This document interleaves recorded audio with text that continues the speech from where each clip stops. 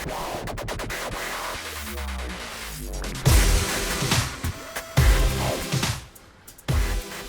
everybody, it's Wednesday, December 18th, 2024. Welcome to the NFL Fantasy Football Show presented by Uber Eats. Get game day deals all season long. It's me, your man, MG Marcus Grant, joined by Michael F. Florio, and we can see a light at the end of the tunnel. No Laquan Jones today. Hopefully he's back with us next week, but we still got plenty to talk about. It's week 16.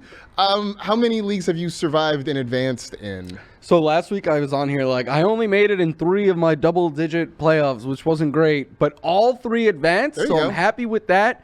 All 3, though, were big underdogs this week. Okay. So... yeah, I was in a couple. One, I'm done. The other one, I had a bye, so I made it through, which was great because the guys that I would have started did not do well. So is that the one that we're playing each other in a dynasty? We are. That's the same one. Yes. Oh, wait, are we playing each other now? Yeah.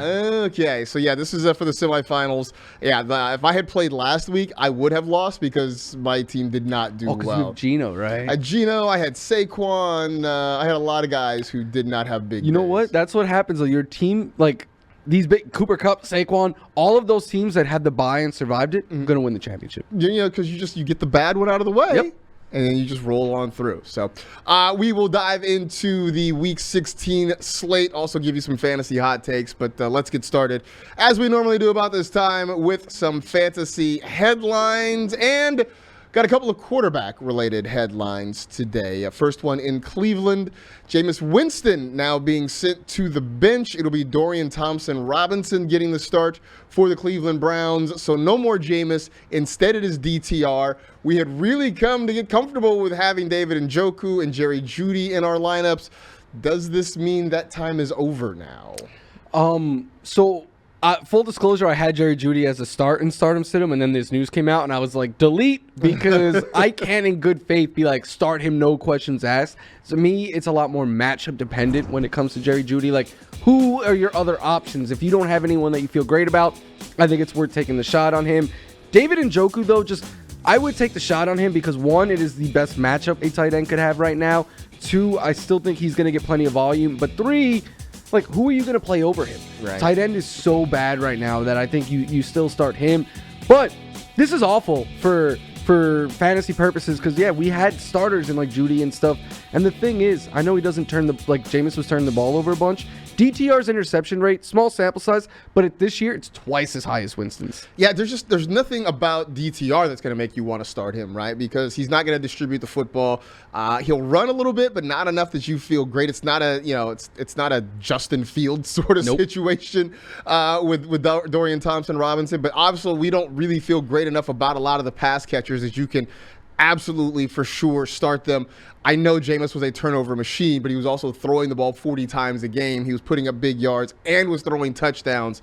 But that looks like it is over now for the Browns. And he's a UCLA Bruin, so I know you don't like him. Also that part. So it's just going to be hard to trust him anyway because Bruin. Anyway, speaking of former Pac-12ers, Michael Penix Jr. is now the starting quarterback for the Atlanta Falcons. Kirk Cousins sent to the bench after yet another terrible game for Atlanta. I guess a similar situation, right? This quarterback change, what does it mean for Drake London, Darnell Mooney, the rest of the pass catchers down there in Atlanta? I think with Drake London, it can't get any worse, right? You've watched Kirk Cousins play. There was a 4-game stretch where he didn't throw a touchdown and he had 8 interceptions. And I keep joking that Drake London was playing power forward because he had to box everything out because they were all coming in. I was throwing the ball or something like that. So I think this is a good thing for Drake London. I think you could take a wait and see approach with Darnell Mooney because he's a little bit less in the target pecking order, everything. But in that dynasty league where we're facing each other, Marcus, I have to start Kyle Pitts because there's no one out there on waivers in a dynasty league. And I'm okay, maybe I have some hope here because I don't know, he could put velocity on his throws and get the ball out pretty quick. One thing I was thinking this morning though was we were all so high on this Washington Huskies offense coming into the NFL. Rome Odunze hasn't hit. Jalen Polk hasn't hit. McMillan's been okay. Ryan Grubb's offense in Seattle hasn't hit. Maybe it was all thanks to Michael Penix. Maybe he is the skeleton key that unlocks everything. So we're going to find out. By the way, as you mentioned, for Drake London playing power forward, he actually was a guard at USC. He played 3 games, a total of 6 minutes played during the 3 games, 0 for 1 shooting, 0 for 1 from the free throw line. But I do believe he had, 2 turnovers, 2 fouls, and 3 total. He was like, I'm getting on this box sheet one way or another. 3 total rebounds. So he was a stat sheet stuffer, but not necessarily in a great way. Obviously, sticking with football was the right choice for Drake London for sure. But to your point, though, I'm sort of with you. I think you can at least believe in the Atlanta Falcons pass catchers a little bit more. You're going to have a quarterback that can get the football out to them. That's something that we didn't really have the last few weeks with Kirk Cousins. He was regressing. I don't know if it was age, injury, whatever it was, but Kirk Cousins was looking really awful. And I think it was sort of bringing everybody down with him. Also, they're playing the Giants. Also that. Which I think is a big reason why they made the change. It makes sense, right? Like, you dominated in college. Go dominate a college defense. Like that's what they were asking him to do. I mean, so yeah, it definitely made sense for them to give him the start here in a game where, like, I get it, you're still very much in the playoff race, trying to win a division, but also put your rookie in against a defense that's not quite as intimidating as some. You almost lost to the Raiders with Kirk Cousins. It can't get any worse. Can't get any worse than that for sure. All right, let's get into some of the Week 16 game previews. We'll get a handful of them here. You can get the rest of them on NFL Plus Fantasy Extra, so keep an eye out for that. We'll start with Thursday Night Football. The Broncos at the Chargers right next door at SoFi Stadium. You can see that game 8:15 p.m. Eastern on Prime Video. Choose your fighter. Would you start Bo Nix or would you start Justin Herbert? Bo Nix, and it's not even close for me. Like, I know both are coming off of a couple of down games, but I kept trying to be like, all right, this is the week Justin Herbert bounces back, because he's had good matchup after good matchup, and it just hasn't really happened. Last week, struggled against the Bucs, who allow every quarterback they face to finish as a QB1 seemingly. But the Chargers have really struggled against the pass as of late in the last month. Nix had a good game against them in week 6. That's before he broke out, and that's before the Chargers defense really started struggling. So yeah, I'm excited for Bo Nix this week, not at all for Justin Herbert. Yeah, I'm pretty much out on Herbert. On Fantasy Live, I named him as one of the risky starts of the week. Just, you mentioned that game in week 6. He gave you about 13.6 fantasy points in that one. And you talk about Nix. I think that was when we started to realize that, maybe there's something there with Bo Nix. And I feel like because he's going to run a little bit more, I think he gets out of the pocket. I think that gives him a little bit of a higher floor. For the Chargers, passing game-wise, lately it's really kind of been Ladd McConkey, and that's it. They can't run the football. There's just more going on right now in the Denver offense. So I would go with Nix over Herbert in this one if you're setting a DFS lineup, for instance, in that situation. We have 2 Saturday games coming up this week as well. The first one, the Texans at the Kansas City Chiefs. How many players are you comfortable starting in this game on either side, really? Man, if you ask me this, in like week before the season, we'd be like, everyone, get them all in there. Yeah. I wrote start sit this week. I have Mahomes as a sit, Pacheco as a sit, D-Hop as a sit, Travis Kelce as a sit. Woo. Like because Patrick Mahomes is, we were joking about this before the show, like, he's going to try to play this week. This is what he does. He has a lot of LeBron in him. He likes to, late in the year, sell some injuries and then play through them. But I do believe this ankle injury is going to be a factor here, because not only is he hobbled up, 11 or more QB hits in 3 straight games. Like, that was happened 3 times in his first 125 career starts. So that O-line issue is a big deal, and the Texans generate pressure at the 3rd highest rate. On the Texans side, Nico Collins is the only must start, I think. You talked about Joe Mixon on Fantasy Live. I feel like if you have Mixon, you probably got to start him. Yeah. But it depends on your options. But yeah, like, the Chiefs have been elite at stopping the run this season. They have. I mean, Joe Mixon's schedule down the stretch is not great, because they got the Chiefs this week, the Ravens, and the Titans for you weirdos who are playing like DFS or something in week 18. Either way, it's just a bad setup for Joe Mixon. But because he's been so good, it's just hard to get away from him at this point. But it is not a good situation. I'm with you. Nico Collins is the only guy that I feel any real level of confidence in. And even he had like 17 yards last week. Yeah. It's been rough for the Texans offense, and the matchup is bad on both sides of the football this week. A big one in the AFC North between the Steelers and the Ravens. Derrick Henry, not great last week. The Steelers' run defense has been good. We know that when these two teams play, generally there's not a whole lot of offense. Can you envision a Derrick Henry bounce back? Yes, easily. Like, he's Derrick Henry. I mean, against anyone, he has the capability of going off. But, like, the first time these two teams played, Derrick Henry fumbled, and it was like his first fumble in like 3 years or something crazy like that. So, this game being in Baltimore, and I think Derrick Henry was brought in for games like this, being like, look, as awesome as Lamar is, he has historically struggled against the Steelers defense. You want to take as much pressure away from him and take responsibilities off of his plate. And a great way of doing that is just feeding Derrick Henry, who hasn't had a Derrick Henry game in a little bit. That could change this week. You're right, to the point about him being brought in for these games, right? We've seen so much in his career. November, December, January is when he gets stronger. I mean, look, part of it is you're talking about trying to tackle literally a tank in cold weather. You get a lot of defensive backs making business decisions here, but also to take some of that pressure off of Lamar Jackson. So he's not having to shoulder so much of a burden running the football, throwing the football. He's been great with his arm this year. Now he's got the guy behind him to take some of the pressure off. I don't think you're going to get a huge Derrick Henry game, but I think it's going to be better than what we've seen kind of the last couple of weeks where it's been kind of mess. So I think you get somewhere in between. Look, if you get, say, 10 to 12 points out of Derrick Henry, I think that's pretty good against the Steelers defense. I don't think you're going to get one of those, 20, 25-point Derrick Henry games like we were seeing earlier in the season. And I think he's going with 3 straight games, I believe it is, without a touchdown.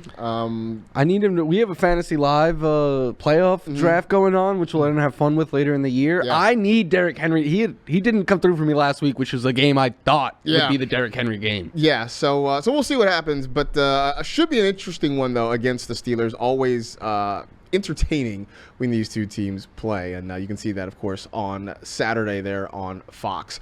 Time now for Is It In You, fueled by Gatorade.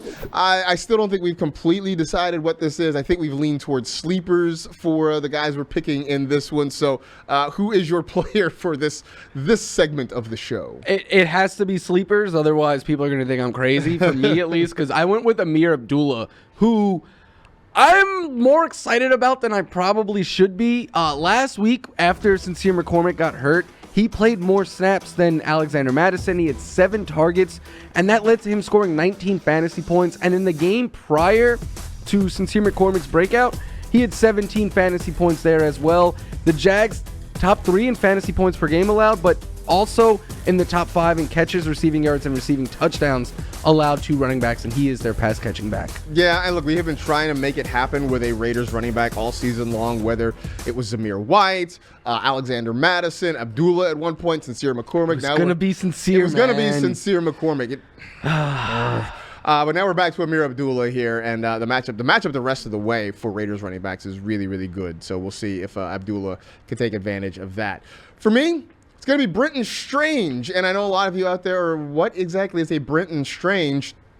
He's the tight end for the Jacksonville Jaguars. Now that Evan Ingram is done for the season, Strange steps in and gets a whole lot more opportunity. We saw it last week with 12 targets for Brenton Strange. He finished the week as the tight end 2. You'll be forgiven if you were not aware of that because, who was checking for Brenton Strange? On the one hand, it might feel like chasing points a little bit, but he's getting a whole lot more opportunity. Mac Jones is going to be the quarterback for the rest of the season, not necessarily pushing the ball downfield.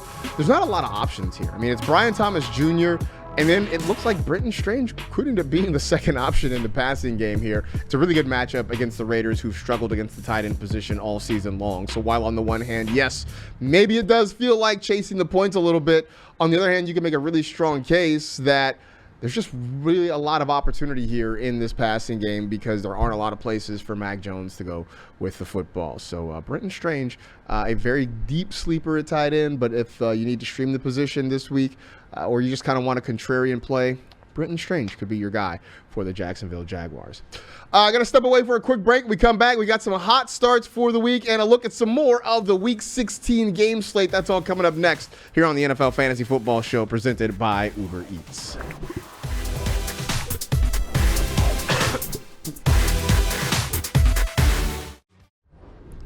It is time for Hot Starts presented by Uber Eats. We're definitely more clear on what the assignment is here. We're just finding players who are really good or have really, really good matchups. So, who is your hot start for this week? I'm excited for Ladd McConkey. Yes. How did you say it on Fantasy? The wee Ladd McConkey. Yeah, I'm excited because in his last 4 games, 17.5 fantasy points per game. He runs 2/3 of his routes from the slot, so I don't think we're going to get Patrick Surtain shadowing him or anything like that. Surtain operates out wide.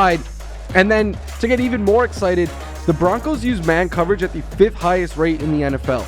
The only wide receivers with more yards against man coverage this year, A.J. Brown and C.D. Lamb. It is just elite company for Ladd McConkey, who has quickly become the go-to guy for Justin Herbert. So I don't love the quarterback there, but I love Ladd McConkey. That's the beauty of this, is that the quarterback doesn't necessarily have to have a great day for the wide receiver to have a great day, and McConkey has consistently been the wide receiver one, which is something I sort of assumed was going to happen. There was just a big void there in Los Angeles, and McConkey has filled it very well, stepping in. Look, Mike Williams gone, Keenan Allen gone, Gerald Everett gone. Ladd McConkey has filled the void very well. Speaking of young receivers stepping up, Jackson Smith-Njigba, and you and I talked about this on Fantasy Live. Look, he looks like the new wide receiver one in Seattle. I thought coming into the year that he was going to pass Tyler Lockett to be the wide receiver too. That has certainly happened. Lockett has not been very effective this year, but JSN might have surpassed DK Metcalf as the go-to guy in this Seattle passing game. It's nice. They've been working some things out. Ryan Grubb. You talk about Ryan Grubb's offense maybe not hitting the way we thought it would.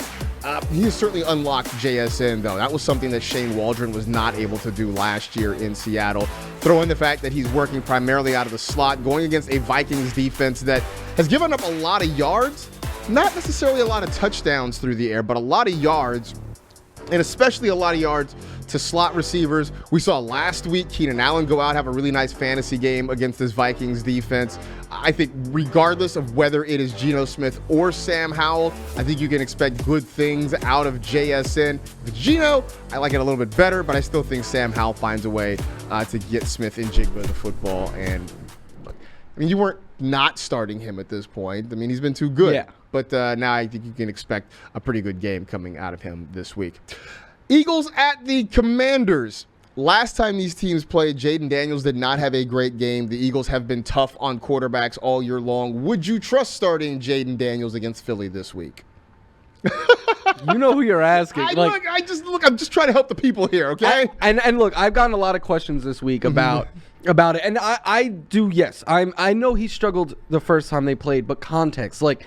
They came out after the game and were like, his ribs weren't an issue. But if you watch that game on Thursday night football a few weeks ago, the ribs were clearly an issue for Jayden Daniels. Since he had that mini bye to recover and then the real bye, he's averaged 27 fantasy points per game in games since that Eagles game. He is running more.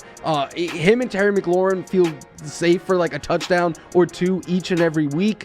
And even more than that, look at the state of the quarterback position right now. We have so many teams playing backups, and then we have guys like Brock Purdy and Tua who are like more fringe options, are in tough matchups. Like, what are you going to play Aaron Rodgers over him? Like, I am riding with Jayden Daniels until the wheels fall off. Yeah, I mean, I just think there's a way for him to succeed. It doesn't necessarily have to be with his arm. It's nice if you throw the football, you get Terry McLaurin involved or what have you, but we know he can break out of the pocket and run, and that always gives him some value. So I'm sort of with you there, right? Regardless of what Philly's done, regardless of what happened the last time around, I can't get away from Jayden Daniels at this point. Plus, it's in Washington this go around. He saw them a few weeks ago. Yeah. I don't know, reason for optimism.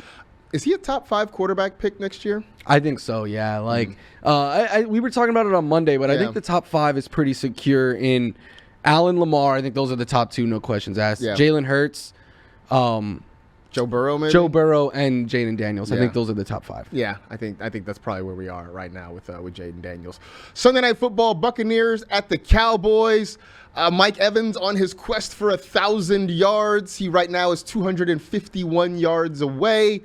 Let's put it at 72.5 receiving yards. More or less for Mike Evans? Way more. All right, we're going to the moon. I think he goes off because there's incentive to be had here. 1, the Cowboys have allowed the most passing yards since week 11. 2, Baker Mayfield is playing really good football. And look, I'm not saying he deserves to win it, But I think maybe we should have a conversation. Like, should Baker be in the conversation for MVP? Like, as like the 4th or 5th candidate, something like that. But yeah, like there's incentive here. They want, the Bucks are just as like, they want to get Mike Evans 1,000 yards just as bad as Mike Evans wants to get 1,000 yards. So I think they're going to force feed him the ball every week going forward. He's got to average about 83 yards per game, a little more than 83 yards per game to get there over the final 3 games. That seems very doable, in part because, as you mentioned, I do think the Bucks want to keep this streak going. We know Mike Evans wants to keep this streak going, but also, look, they're still trying to lock up the division, and to do that, you got to get your best player the football, and Mike Evans is their best offensive player. What I love about the Bucks is they're kind of like the Ravens and the Lions. Like, no matter what the score is, they're going to keep throwing. Yes. Like, yeah, that's just what they do. This is just what we do. They're going to keep throwing the football. So I'm with you. I think Mike Evans goes over that number. I know earlier in the week, Patrick Claybon suggested that he's going to get pretty close, pretty far along the path to 1,000 yards this week against the Cowboys. 200 coming up. We'll see how that goes this week. Hey, look, we're for 159 last week against the Chargers, so not a crazy idea at all. Monday Night Football, it is the Saints at the Packers. Another choose your fighter here. Jaden Reed, Christian Watson, or Romeo Doubs?